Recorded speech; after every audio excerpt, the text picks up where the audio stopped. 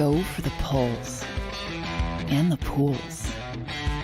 Go for the oohs and the ahs. Go for the bubbles and the bubbly. Go for the story and the stories. Go for the win. Go to Ocean Casino Resort. Book your trip at theoceanac.com.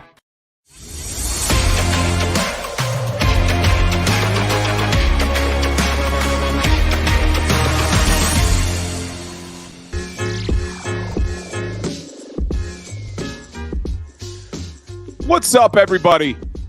Welcome into the Philly Sports Power Hour with Bill Colarulo.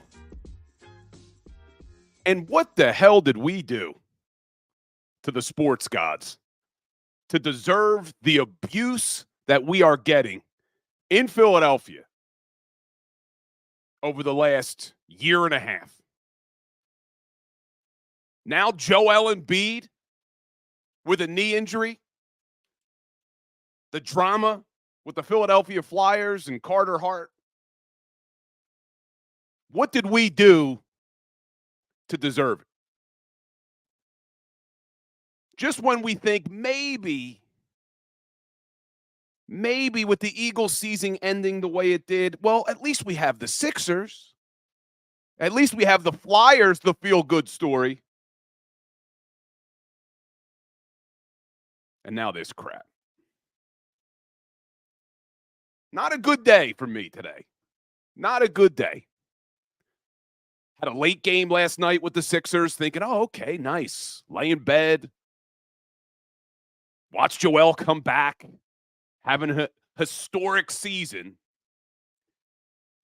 And unfortunately, no. We can't have anything nice in this damn city anymore. And it had me thinking about the biggest heartbreaks over the years as a Philadelphia sports fan for me. So we're going to get into all of that. I see my Power Hour crew checking in. We're streaming live on the JAKIB Sports Network. We are also live on all my social media channels. We're on Instagram, TikTok, Facebook, YouTube, even trying out Twitch today. We're everywhere today. But it's just not a great day as a Philadelphia sports fan. We're going to be joined like we are every Wednesday by Kayla Santiago. Looking forward to Kayla Santiago coming on. Does a great job covering the Eagles, but an even better job with the 76ers. So I want to talk to her about this damn Sixers team and what the hell we can expect. Just not happy, guys. Just not a happy day for me. And the reward we get with all of this and all this drama is we get to watch the San Francisco 49ers and the Kansas City Chiefs in the Super Bowl in a week and a half. Damn, man. But we'll talk about it. I see the Power Hour crew checking in. Let's get a little bit of a roll call. And I had on my list to talk about A.J. Brown, and I see people already asking in the chat. So we'll talk about that as well. But I see the Power Hour crew checking in. Teresa, good morning. Kyle, Mo, William Stark, Invincible, Flexin' and Steppin', Decoy Gaming, Thaddeus, Big D, Stan Bruce. Who else we got? Marcus Craig. See all you guys. North Philly, Kevin Savard. Appreciate all of you guys checking in. I see people on TikTok checking in. Who do we got? We got our Instagram crew checking in. What's up, Ra Stacks on Instagram? P. Will Music, my man. Good to see you. So it's good to see everybody on the Philly Sports Power Hour. But it is not a good day to be a Philadelphia sports fan with everything that's going on. Maybe Kayla will cheer us up.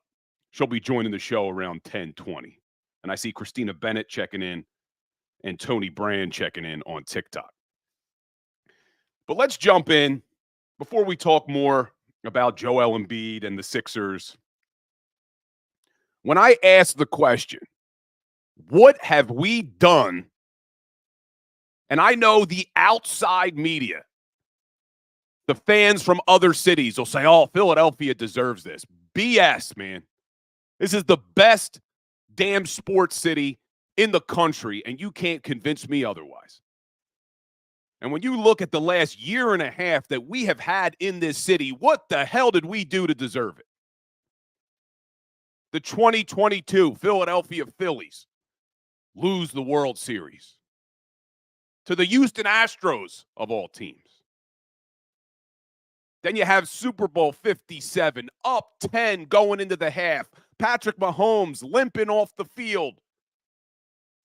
We lose the Super Bowl on a ridiculous holding penalty on James Bradbury. Don't even get me started on the field. Not making excuses, but come on, man. Super Bowl 57 happens.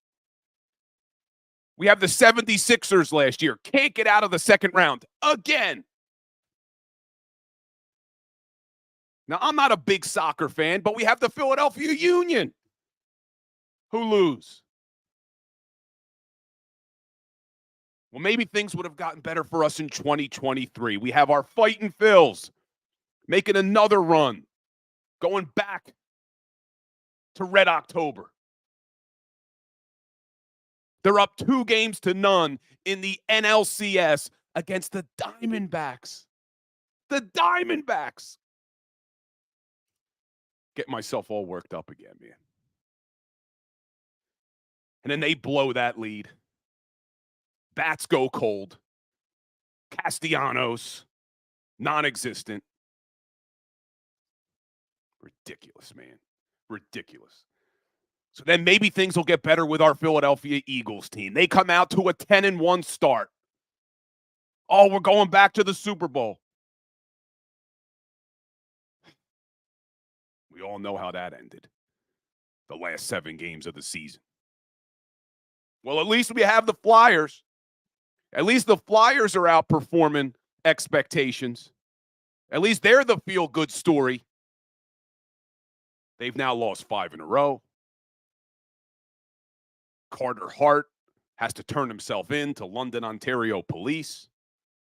And I'm not going to talk about that, guys. I know other media outlets are talking about it. We'll see how it plays out. It's got to play out in the court system. None of us know what happened. We'd all be guessing. So I'm not making opinions one way or another.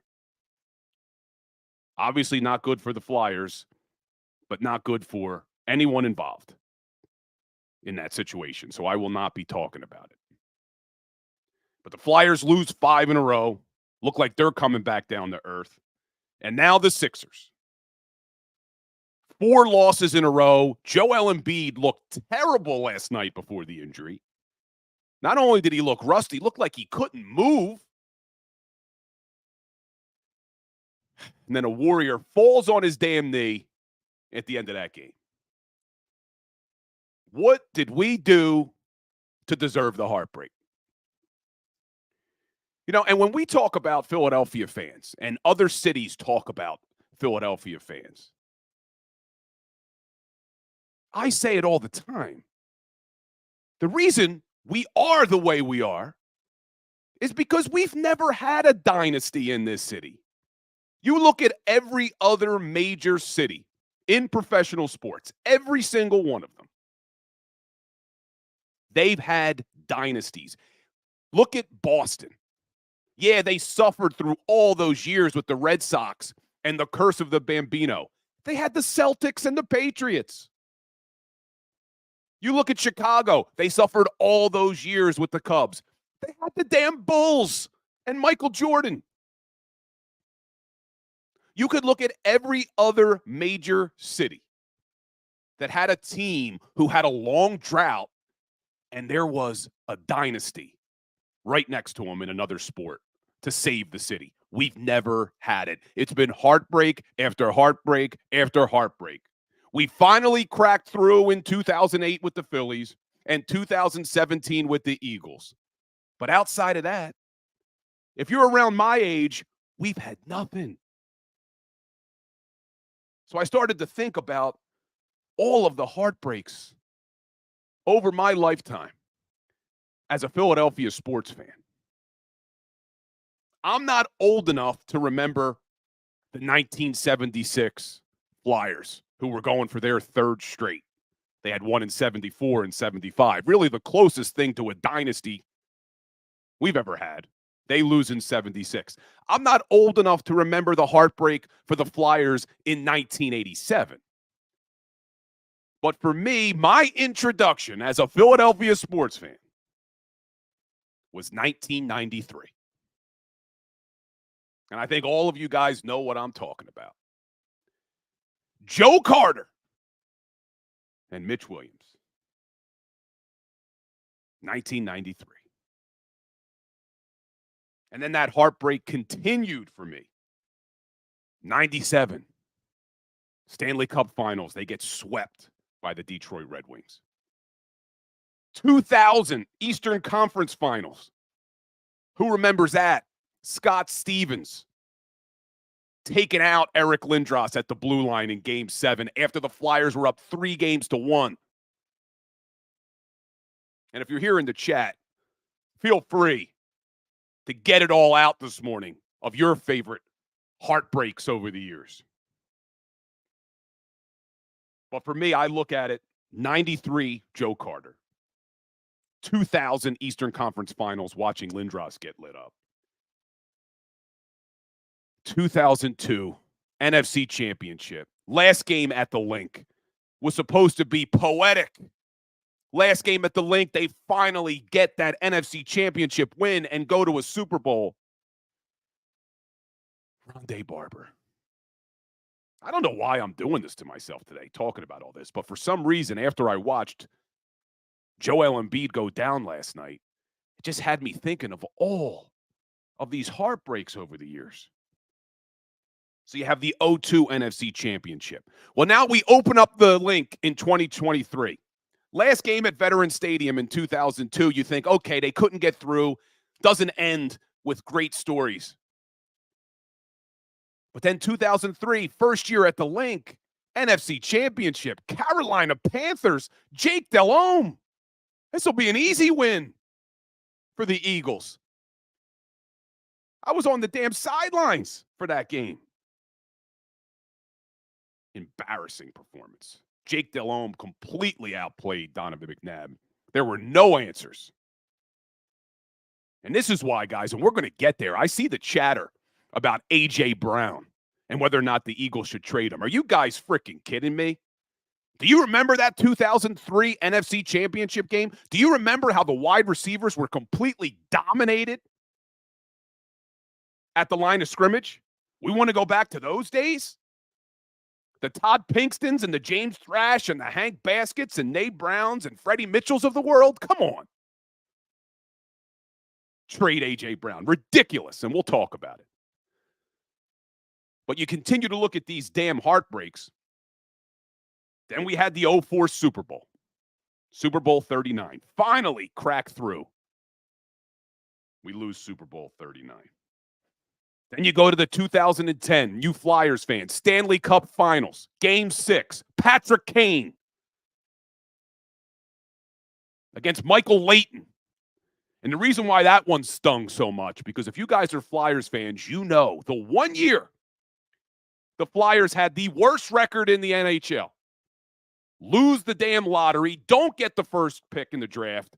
They get the number 2 pick in the draft. Chicago goes number 1. They get Patrick Kane. We get James Van Riemsdyk. And then a couple years later, Patrick Kane scores the game winner in our damn building in Game 6. What did we do to deserve this? And now you flash forward to last year's Super Bowl. I don't know if it's recency bias, but for me, last year's Super Bowl stung the most.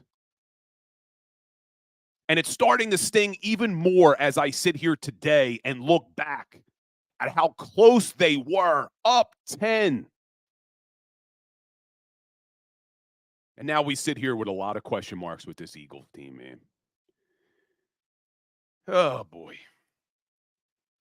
Not a great day. I don't know why, but watching Joel Embiid limp off that court brought back all these memories and all these years of heartbreak in this town. But now people, and I've seen it on Twitter and I've heard it on the radio. I've even seen people on this channel, on JAKIB Sports, talking about trading A.J. Brown. What are you guys, nuts? Trading A.J. Brown? You guys insane? A.J. Brown's been here for 2 years. He now sits at number 1 and number 2 with the most yards in franchise history in a single season in both of his seasons in Philadelphia. In 2022, he put up 1,496 yards, the best season in franchise history. Last year, 1,456 yards, second best season in franchise history. And you guys want to trade him? We really want to go back to the days of the Todd Pinkstons and the Hank Baskets, Nay Brown, James Thrash. There's a long list of other ones. If anything, for me, I want to see them upgrade the wide receiver room. I need a third wide receiver on this team. I'm not getting rid of one of these playmakers, and I get it. They have to pay Devontae Smith. I understand that. But we need to have depth at that wide receiver position. It's great to have that 1-2 punch with Devontae and AJ. I don't understand people saying they want to trade A.J. Brown. And I get it. We need a lot of pieces on this team. We need pieces on defense. There's only so much money that could go around. I understand that. But you figure out a way to keep your superstar players. And I know a lot of people in the chat, I see it, calling him a diva. We are assuming a lot. We are assuming that A.J. Brown is a quote-unquote problem in the locker room. Well, if you looked at that Joe Santoliquito article, and when I hosted Sports Take with Rob Ellis, we had Joe on the show. In that article, he talks about how Jalen Hurts defers a lot to A.J. Brown when it comes to vocal leadership. We're assuming that A.J. Brown is a problem in that locker room. I think A.J. Brown is very well liked. Everything I hear is that A.J. is very well liked, that he is a very good leader. You know, I had my issues with him refusing to talk to the media. I didn't like that.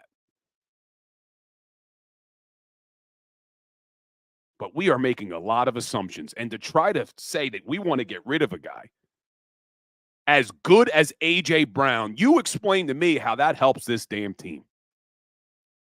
I think it's a ridiculous proposition to say to trade A.J. Brown. Knee-jerk reaction to this season. But when we get back, guys, we're going to be joined by Kayla Santiago. I want to talk to her about this Eagles team, obviously, but also want to talk to her about the 76ers. I'm sure she's heartbroken today. We know how much she loves Joel Embiid and loves this Sixers team. So we're going to bring Kayla on. But not a great day for us in Philadelphia. But stop with the trade A.J. Brown nonsense. Ridiculous, in my opinion. But hit that like button, guys. Hit that share button. Make sure you are subscribed or following me on all your social media platforms. We'll be right back with Kayla Santiago. Stay tuned.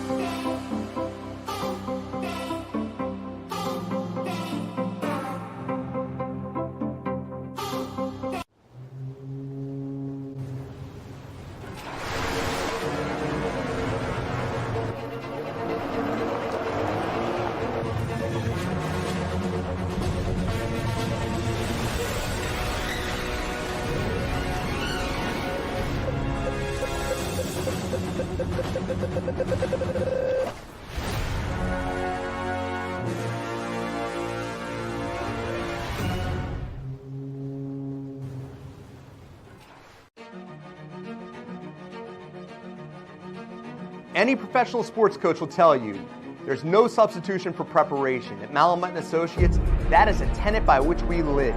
We prepare from day one for victory. Anything less is not acceptable. Go passionately. Go fearlessly. Go confidently. Go Birds! Go confidently towards your goals with First Trust, Philly's hometown bank for nearly 90 years, and the official bank of the Philadelphia Eagles. We're focused on getting you over the goal line.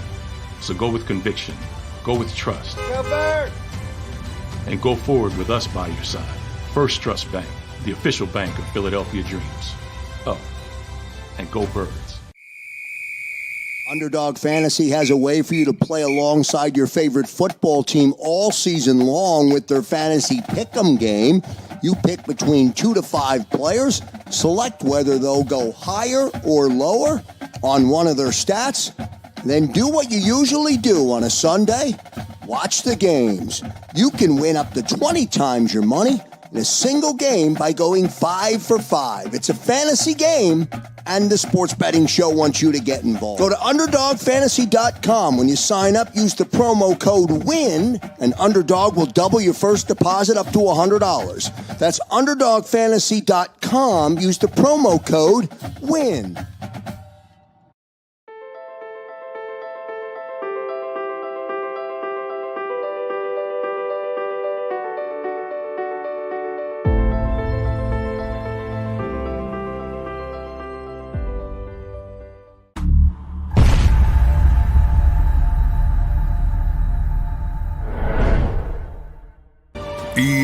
EAGLES, Eagles.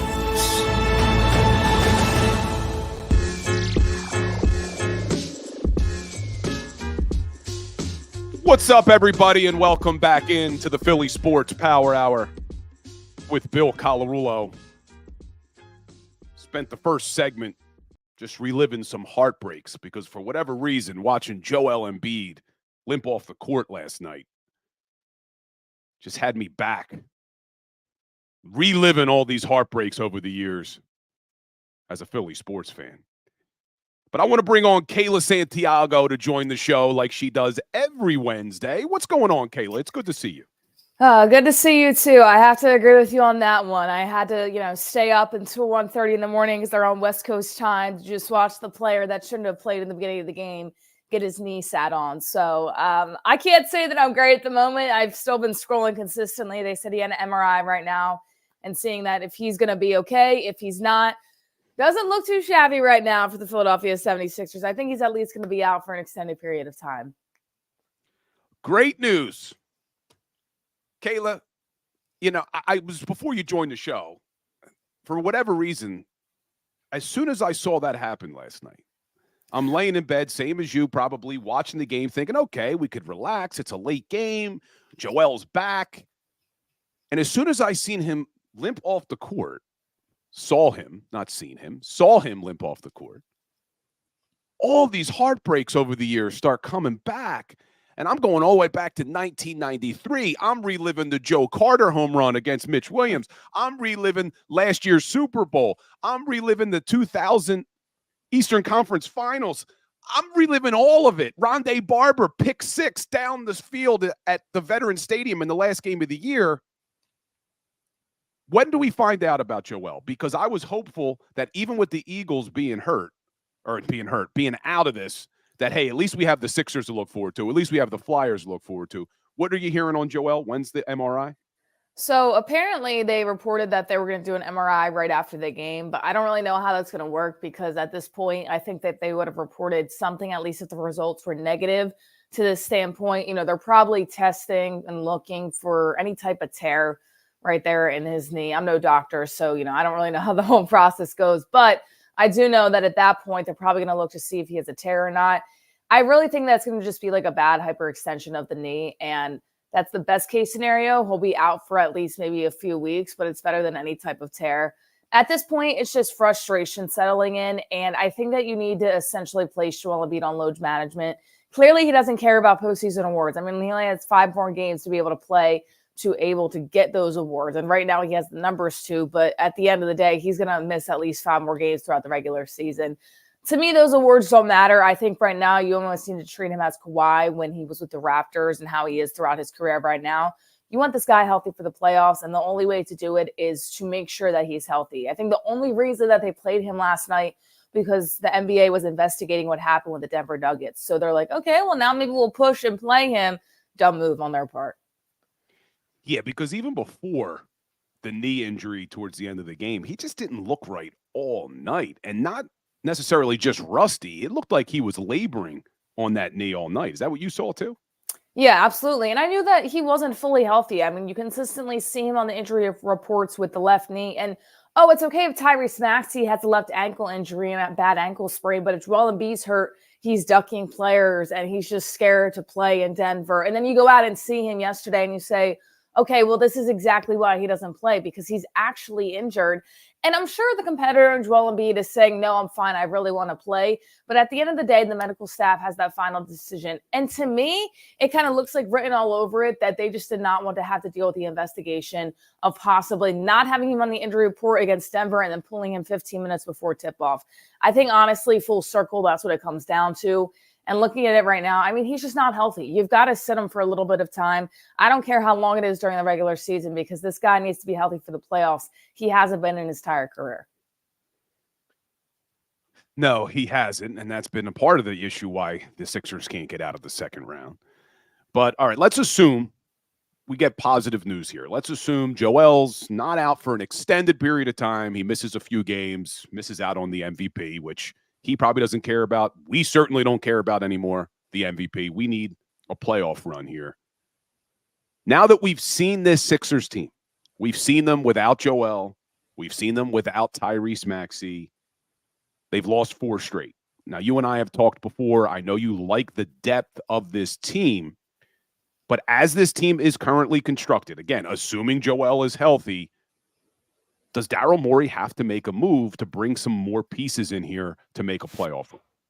I think that he will, but I don't think it needs to be a big move. We talked in the beginning of the season, Zach LaVine was the guy that we wanted on the top of the radar. To me, he's even too big. I'm looking for more of a guy, honestly, like Mikal Bridges, who can really stretch out the floor, can play perimeter defense, can also knock down threes. I think that's going to be huge, especially for this team going down the stretch, especially if they're in the playoffs against the Bucks or the Celtics or really any team in the Eastern Conference. You do, I think, need a small piece, but then again, what are you getting in return? I'm tired of seeing the Kyle Lowry stuff. I do not want Kyle Lowry in Philadelphia. I get it's his hometown, and I loved him playing at Villanova. But at the same time, Pat Bev is on a tear right now off the bench. You do not want to change that. You do not want to bring Kyle Lowry in here, who's a little bit older, who's had a few injuries as well. There's a reason the Heat kind of dished him off. So I think that you need to get a small piece, but I don't necessarily think it needs to be trading a lot of your depth.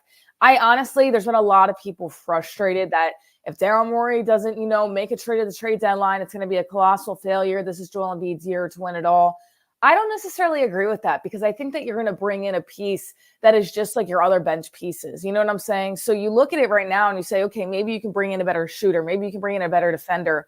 But at the end of the day, you're bringing in a bench piece. So if a team is asking for too much for another piece and you have to give up your depth, I would rather keep the team the Sixers have right now. Now, you mentioned Mikal Bridges. You don't think he's available, is he?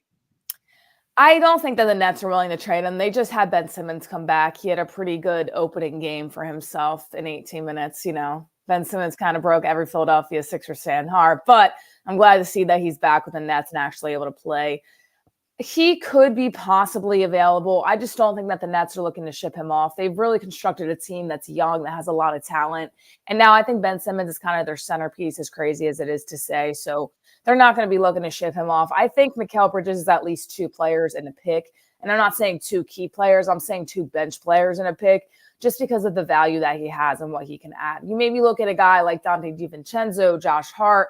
And the one thing about the Sixers that frustrates me so much is that they passed up on so many good Villanova guys as well. I mean, you look at the Villanova guys in the league right now. Brunson's on an absolute tear with the New York Knicks. But besides the point, there's other guys that you can get. I think Mikal Bridges' asking price is going to be a little bit too much just because the Nets, they're kind of in rebuild mode at this point, and I think they do like him as a big piece of their team. Yeah, it's crazy, too. I just pull up Ben Simmons' contract. He's making $38 million this year. Outrageous. Outrageous what these guys are making, especially Ben Simmons, who hasn't done a damn thing for Brooklyn. I'm not happy to see him back. I'm still not a fan of Ben Simmons. I know he won some people over when he had some nice comments to make about Philadelphia and all. To me, no. I have no love for Ben. Yeah, I was at that game when he passed up the wide open dunk. I spent, a $1 on tickets to watch the elimination game. So, I've had my grievances and my comments towards him as well, because I had to see that in person. And I don't think my heart is still healed from that, but it's totally okay. Still ridiculous. I'm talking about Philly heartbreaks to start the day, because I got reminded of all of them. That's another one. And you look back at that draft. Or not that draft, I guess Ben Simmons was the surefire pick. But then you look at the other draft where we trade up to take Markelle Fultz, and the Celtics and Danny Ainge just sitting there laughing, knowing that Tatum was the pick. I'm not in a good mood today, Kayla. I am struggling today for sure. Well, let me ask you, let's stick with the Sixers for a second.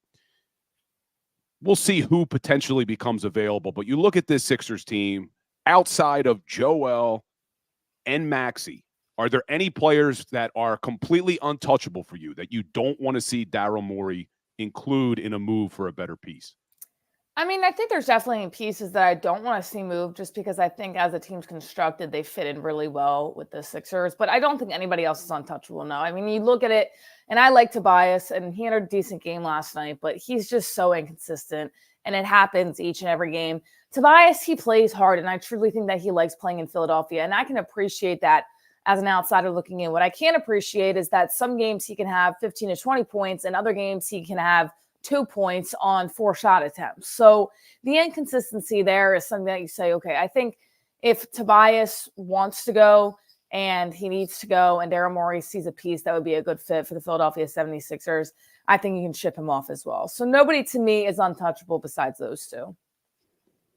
So we'll see what happens. Well, let's jump over to our Philadelphia Eagles, because I see some people in the chat saying, let's get positive. And I think he's being sarcastic saying talk about the Eagles.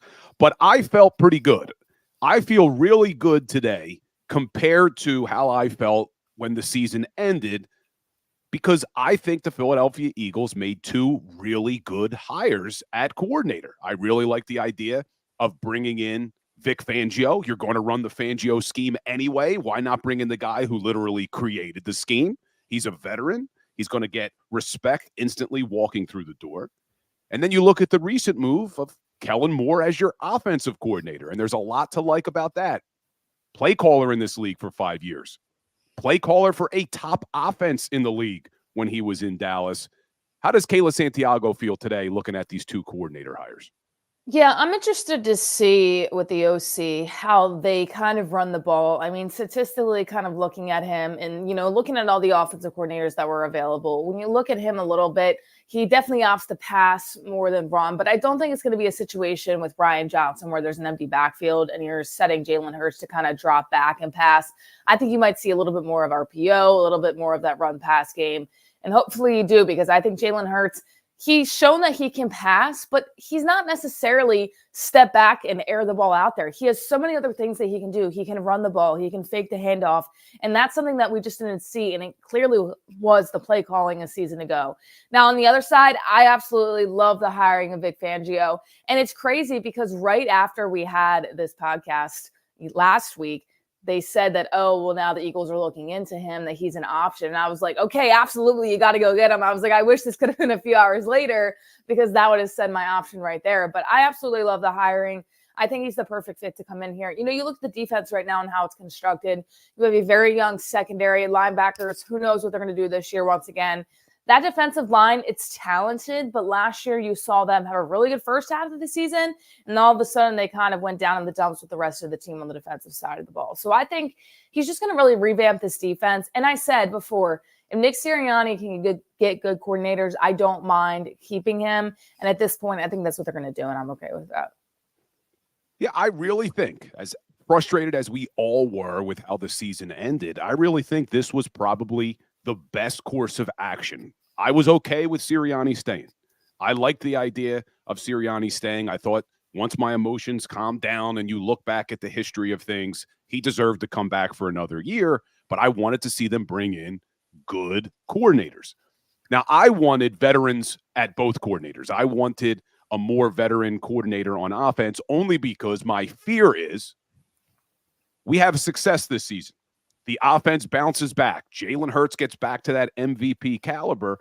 You're not going to see Kellen Moore in Philadelphia in 2025 because he's going to get a head coaching job. To me, that's really the only negative when you look at Kellen Moore. I think there's some misconception out there that he doesn't like to run the football.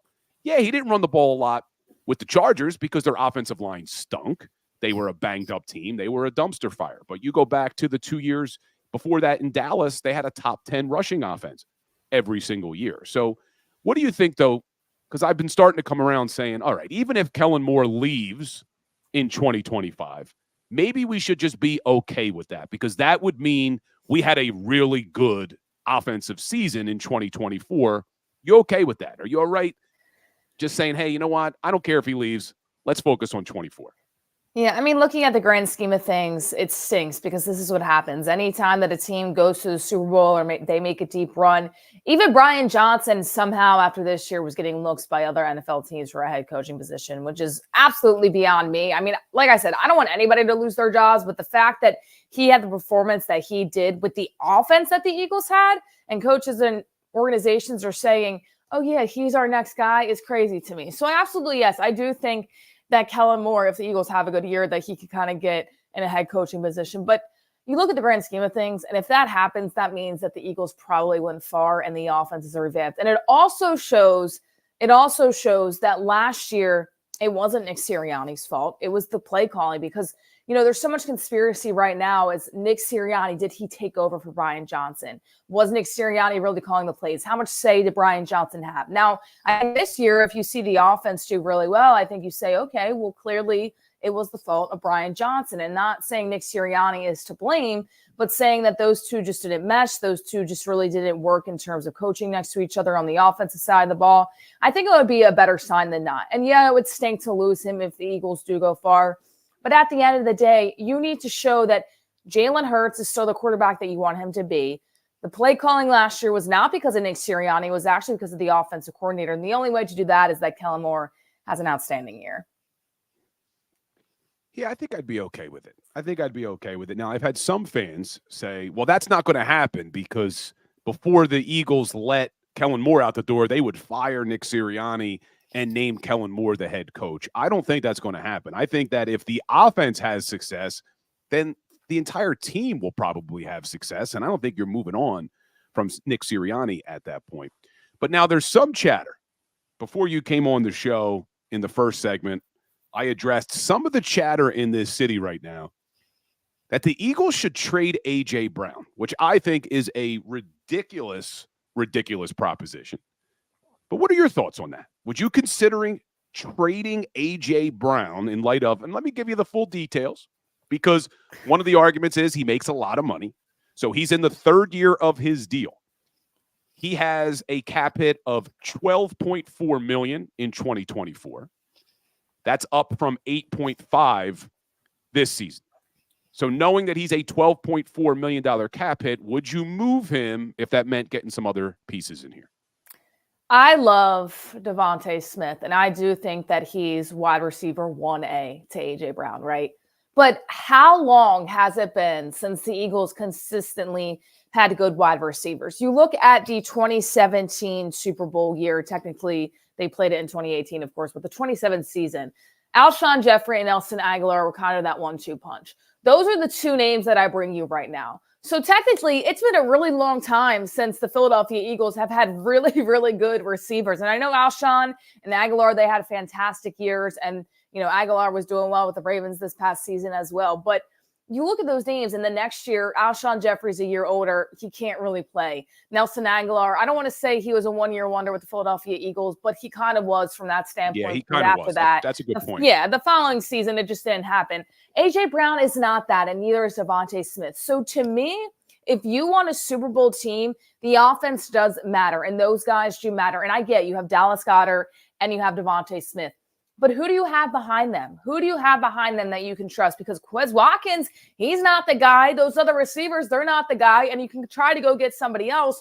But at the end of the day, you're constantly going to be looking at replacing A.J. Brown. And listen to this. And I said this year after year after year. This team, for the longest time, ever since they let Djax go, they have been looking for a guy like Deshaun Jackson. They have been looking for a receiver like Deshaun Jackson. A.J. Brown doesn't play the same way as Deshaun, but he certainly has the same impact when you look at the number one receiver on a team. I get he cost a lot of money. The diva-ness everybody's talking about in the locker room, I think that's going to pass after getting new coordinators and actually having an offense that can win some ball games. You absolutely keep A.J. Brown, and anybody's that's saying that, I'm sorry, that's just not the answer. You look at A.J. Brown, you look at Jalen Hurts, and I think, honestly, I understand he was a diva and he didn't want to talk to the media. He gave the media a 13-minute interview after the season, right? You look at that and you say he was holding players accountable as well on the sidelines. You never heard Jalen Hurts come out and say, well, A.J. Brown's annoying me, or A.J. Brown this, or A.J. Brown that. I honestly think Jalen likes his receivers coming up to him and kind of talking about their frustrations and being open about it. So, to me, you absolutely keep A.J. Brown. And not only that, he makes Devontae Smith better. And when it is time to move on from A.J., which is not this year, Devontae Smith is just going to be sky high receiver one, no doubt. I agree with you 1,000% that I don't understand why anyone would want to get rid of A.J. Brown. This is by far the best wide receiver duo we've ever had. And I see some people in the chat going back to Deshaun Jackson and Jeremy Maclin. A very good duo, very good. Yeah. But this is by far the best that we have ever had. And you look at A.J. Brown, first year with the team in 2022, sets the franchise record for the most yards in a season. Last year, beats everybody else, comes in second only to himself with regard to the most yards in franchise history. And for me, I don't think we should be talking about getting rid of one of our receivers. We need a third wide receiver option. Not saying spend a lot of money, not saying they need to be to the caliber of Devontae and AJ, but we need that third option out of the slot that can help make this offense. So I don't understand why anyone would look at this team and say, yeah, you know what? Get rid of AJ Brown, one of the best wide receivers in the NFL, and we'll be just fine. And I see people in the chat saying, well, has Kayla ever heard of the draft? Well, have you ever heard of Howie Roseman's history in drafting wide receivers? He finally got it right with Devontae Smith. But do we need to relive the Jalen Ragers and the J.J. Arcega-Whitesides and the Freddie Mitchells of the world? Do we really want to rely on Howie Roseman drafting a wide receiver? Kayla, talk some sense into these people, please. Yeah, listen, I understand it. And even if you get a good wide receiver in the draft, Devontae Smith still needed a year to develop. You're talking about Devontae Smith being wide receiver one, having a rookie as your wide receiver two, and then hoping that you can get a wide receiver three somehow throughout the offseason, whether it's via trade, via free agency, whatever it may be. A.J. Brown, I'm not saying he's the answer, but he's the target that you want on this team, because guess what? It's the perfect mix of A.J. Brown. I almost say this, I feel like he's almost that flex position, which he's really not, but he's in between a wide receiver and a tight end just based on his build. He's able to really push guys for the extra yardage. He's able to be out physicality anybody on any other team. Devontae Smith is the guy that you're going to throw the long ball to because he's quick, he's fast. You kind of think of Djax in the mold of Devontae Smith. Devontae Smith, though, to me, at this point right now, he can stay a little bit healthier, and he's really a good weapon for Jalen Hurts. You're not going to find that duo anywhere else, and you're definitely not going to find that duo in the draft. You're talking about an offense minus Jason Kelce, if he doesn't come back, that really is bringing back a lot of their good pieces, and that starts with Jalen Hurts. And guys, listen, I understand, but look back to Carson Wentz. I'm not saying Carson Wentz was a fantastic quarterback whatsoever, but how frustrated was everybody when Carson would throw a perfect ball and receivers would just drop it? They would just drop it, and it was so frustrating. And then they go to the draft and they get Jalen, and everybody's like, well, why didn't you get help for Carson? Well, now we know why. But at the same time, you can't risk that this season. You just completely revamped your coordinators. And to me, the only way they move on from A.J. Brown is if they get coordinators that are not experienced. Clearly, this team isn't still a win-now mode, right? They're not in necessarily a rebuild mode, because if they were, you're going to get two coordinators that maybe were quarterbacks coach, or you're going to get coordinators that were defensive lineman coach, not necessarily the experienced ones you have right now. So I get it. And maybe you can draft a wide receiver. Maybe you can get that third receiver, but you're not replacing A.J. Brown in the draft this year. You're just absolutely not. Yeah, and I see Joe Eagle saying, Bill, you purposely left out free agency. Well, if the goal is to trade A.J. Brown to save money, why do you think you're going to be able to sign a free agent wide receiver that's even close to A.J. Brown's skill set, now 2 years removed from the contract you gave A.J., and think you're going to save a lot of money? If you got to pay a free agent wide receiver that's close to A.J. Brown's skill set, you're probably going to pay him more than you're paying A.J. Brown, because that's just the reality of the NFL, man. The price of players goes up every single season. So if your goal is to save money by trading A.J., you're not then signing a wide receiver in free agency. So I just don't get that rationale. But all right, let's jump over to the defense real quick, because there are a lot of needs on the defensive side of the football.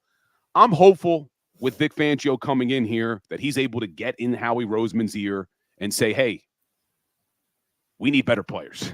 You can't ignore the linebacker position anymore. You can't ignore the safety position anymore. If you had one wish for the defense, what do you want to see them add to that defense? It's so tough because there's so many things that they need to add. You know, I want a good secondary piece. I want a good safety. And I've had so many conversations with people saying, well, the safety position doesn't really matter. Look at when the Eagles had Malcolm Jenkins and had some scrubs at cornerbacks. Malcolm was the centerpiece and able to really put that together. C.J. Gardner-Johnson, not having him in the Eagles uniform this year, and everybody said, well, you know what? James Bradbury and Darius Slay will be good enough. Come on now. We saw what happened. James Bradbury literally couldn't tackle in a big game all throughout the season this year. So I don't want to ignore the linebacker position, though, because I feel like consistently the Eagles do ignore that. But I feel like I have to go secondary. I mean, those guys are just so young. And you look at it right now, Darius Slay doesn't look like he has too much left in him. The guy can't stay healthy. James Bradbury clearly doesn't know how to tackle. I hope that Vic Fangio can get in his ear and say, you're going to be benched the entire season if you don't know how to tackle, or at least put some effort out there. You know, I do like Sidney Brown, but he just tore his ACL as well. So who knows the recovery process on that. I think he's a good young talent.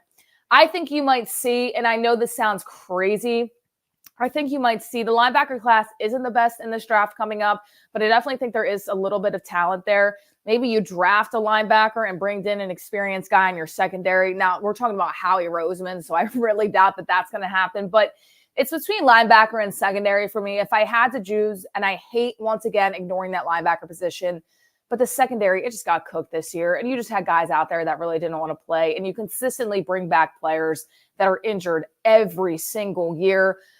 I hate to say it because the linebacker position, it needs so much help, but so does the secondary. So it's kind of a toss-up there. Yeah, I'm actually less concerned about the secondary than I am with the linebacker position, because you look at the secondary. A lot of people are forgetting about Isaiah Rodgers, the guy who was suspended all season for gambling. The Colts cut him. Good move by Howie Roseman, picking him up with his eyes on the future. So I think Isaiah Rodgers can certainly help out. You're going to have Zach McPherson coming back from injury. You're going to have another year of development for Keely Ringo and Eli Ricks. Safety, yes, that is a question mark. They do need to bring in a better safety, especially if Sidney Brown's not going to be ready. But for me, we need the linebacker. And even if they draft a linebacker, which I want them to do, I want them to draft a linebacker, I don't want to go into this season without a surefire linebacker that's going to make a difference. I don't want to hear, hey, we're going to give it to Nakobe Dean and any rookie they draft, because even if that rookie was great in college, there's no guarantee the game's going to translate to the NFL. I think they have to go out in free agency and bring in a linebacker that is a proven playmaker in this league. Now, whether or not he does that, Kayla, that's not really Howie's MO, but hopefully Vic Fangio gets in his ear. Well, let me ask you, because the theme for me today, for whatever reason, was heartbreak in Philadelphia. And I was reliving all these heartbreaks that I've had over the years. The 2022 Philadelphia Eagles, Super Bowl 57, is quickly becoming my biggest heartbreak. I don't know if it's recency bias or not. It's just because we were so close, and that one stung. For you, you're a little younger than me. In all the years you've been a Philadelphia sports fan, which one stands out the most as the biggest heartbreak for you? Oh, well, I love my basketball, so I have to say the Kawhi quadruple bounce. I'm literally getting chills and might just cry right now thinking about it, because you look at that team and how they were constructed. They take on the Bucks in the Eastern Conference Finals. They have the exact build to defeat the Bucks. I mean, you have Jimmy Butler, JJ Redick, Tobias Harris, Joel Embiid, and Ben Simmons all on one team in your starting lineup, and they had a little bit of depth that year as well. So, I mean, you look at that team, I think they were going all the way to the finals. Now, were they going to win? I don't really know. It was a banged-up team. KD got hurt. Klay Thompson got hurt for the Warriors. So it was a banged-up Warriors team that year that the Raptors were able to beat. And I think that they honestly would have gone all the way. So for me, because listen, I've at least been able to see a Super Bowl in my lifetime. I've seen a World Series in my lifetime. I've seen the Flyers get hot in my lifetime. I have never, ever, ever, ever seen the Sixers get past the second round in my lifetime. And I know everybody's going to say, oh, well, Allen Iverson, guys, I was one. I was actually barely one because it was in June and it was before my first birthday. So I love looking back on it and saying, oh, well, yes, I love AI and I love the culture he brought, but I physically wasn't able to sit down and remember that push. I wasn't able to sit down and see the AI MVP season. So to me, the Sixers are the team that in my lifetime have not won really anything and have not gotten past the second round. I mean, I was hyped when Andre Iguodala beat the Bulls when Derrick Rose got banged up, and I was freaking out in sixth grade remembering that. And then you take them to the Kawhi quadruple bounce, and, everybody's saying, well, it's revenge for the double joint that the Eagles were able to move on. It was that whole conspiracy theory as well that season. So there's a lot of heartbreak. I would also say Ryan Howard in that series against the Cardinals, because they were just so good that season. And I was a huge, huge baseball girl when I was younger. I mean, growing up, the Phillies were the best team. So you look at that and it says, oh, okay, Ryan Howard definitely was one of my favorite players, but I have to go the Kawhi quadruple bounce. I mean, just thinking about it, and every time I see people post on Twitter, best plays ever, and I see that, I just turn my phone over because it still makes me frustrated to this day. So that Allen Iverson 2001 team, I went to every single game, that playoff run, and it was tremendous. I was senior year of high school, so I'm a little older than you. Senior year of high school, me and my best friend went to every single game. And to me, it wasn't that much of a heartbreak. As much as it was frustrating that they didn't win the NBA championship, that LA Lakers team that they went up against was one of the most dominant teams I've ever seen, when you have Kobe and Shaq and all the other pieces that they had. So, yeah, I've never seen a NBA championship either for the Philadelphia 76ers, because I was born about a week after they won the title in 1983. So I've never seen a Sixers and I've never seen a Flyers. Thank God we got Super Bowl 57 or 52, not 57. That one hurt, but well, we will see. Well, guys, this is the Philly Sports Power Hour, and she is Kayla Santiago. She joins us every single Wednesday, does a phenomenal job breaking down the Sixers and the Eagles. And for the first time, we're always live, but for the first time, we're also live on TikTok together, which is pretty cool. So make sure you're following me on TikTok, and make sure you're following Kayla Santiago, because she does some fun videos on there as well. Kayla, always a pleasure.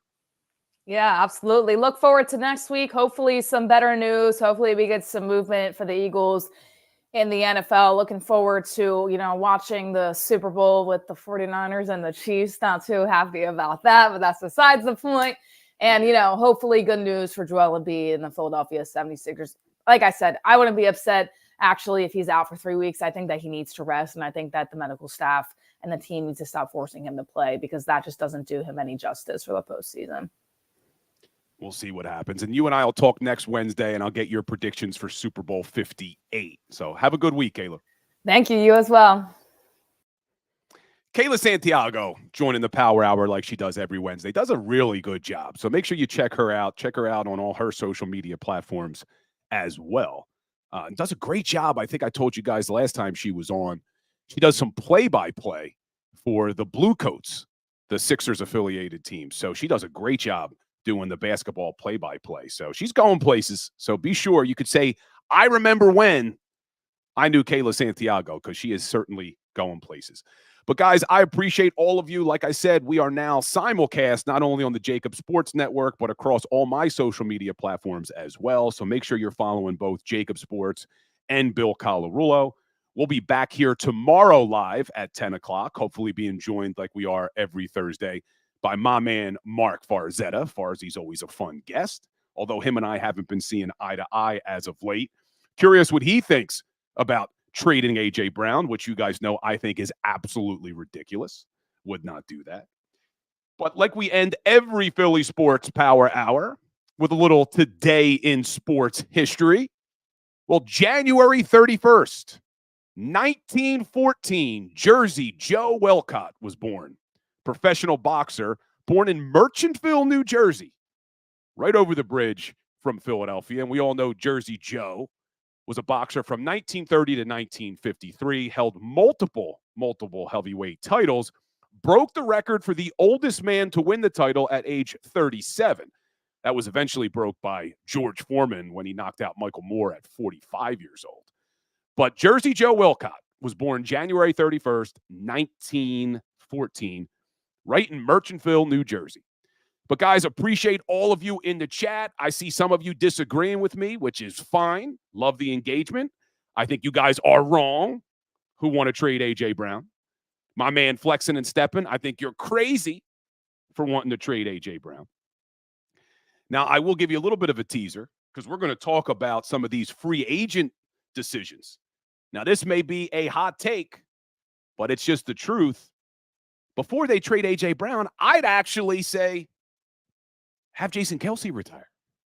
Now, that may be a crazy thought. Jason Kelce, one of the greatest centers to ever do it. I agree.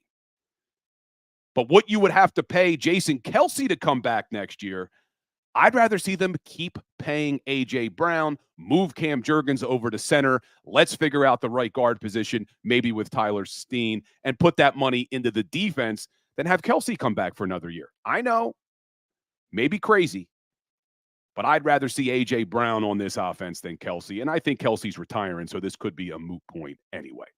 But appreciate everybody. Hit that like button. Make sure you're following me right here on TikTok. Make sure you're following me on YouTube. We're also live on Instagram and Twitter. Make sure you're following me those places as well. And we'll be back here tomorrow, 10 o'clock for the Philly Sports Power Hour with guest Mark Farzetta. Have a great day, everybody. And as always, go Birds. Go for the pulls and the pools. Go for the oohs and the ahs. Go for the bubbles and the bubbly. Go for the story and the stories. Go for the win. Go to Ocean Casino Resort. Book your trip at theoceanac.com.